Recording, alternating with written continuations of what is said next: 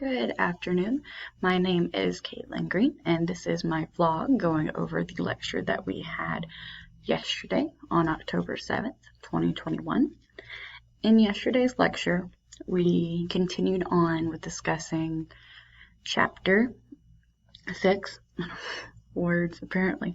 We continued discussing Chapter 6, which is going over scatter plots and the relationship between X and Y and various types of data. And we went a bit more in depth regarding Pearson R, which you said that was just for interval and ratio data. And the equation originally was a bit hard for me to understand just because it looked so, I guess, intimidating. But whenever you broke it down, that it was essentially just like the sum of squares for both X and Y, it definitely made a bit more sense then. We also went over the different types of scatter plots, and that you can have a positive or direct correlation on a graph, or a negative or indirect correlation on a graph. Which is great because one of my questions was asking about how you distinguish between the two. And the point, or not the point, excuse me, but the strength of a scatter plot, as in like the data on a line, is dependent on being in between the values -1 and 1. -1 and 1 being the strongest, and 0 being no correlation. You also stated to remember to look for the direction, strength, outliers, and restriction of range, or just what I think you call the funny stuff when looking at scatter plots on a graph. We also went over the Spearman-Rho equation, and that also looked really intimidating. I guess the sum of the fancy looking E is really what throws me for a loop. Even though I know what it means, looking at it still is just really intimidating for me at first glance. But we went over that equation, and honestly that one just kind of clicked for me in terms of how we found all the different types of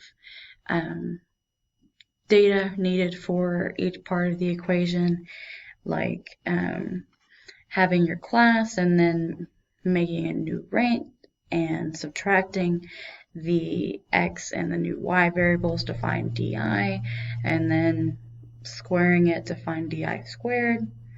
And yeah, so I mean, all of that really clicked, and the rest of the equation, once I realized what it all stood for, as in like, N is of course just the total number in the problem, and yeah, all of that was pretty easy to understand. And the equation we had a 0.25, which meant that we have a very low strength correlation between class rank and the number of activities a student participated in.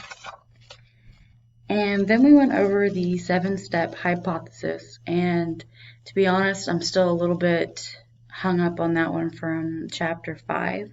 And so we went over it in the vlog for scatter plots, or I guess using the Spearman-Rho equation.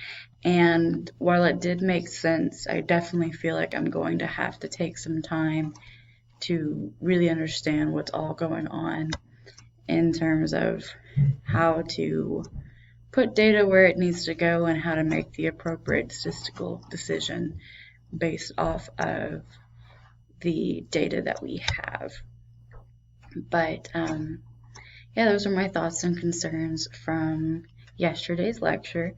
I've already printed off the See Try Fly that I'm going to use to go ahead and start practicing all of this information, and I hope to start Chapter 6 textbook problems probably next Monday or so, or this coming Monday. But yeah, I hope you have a good night, and thanks for watching.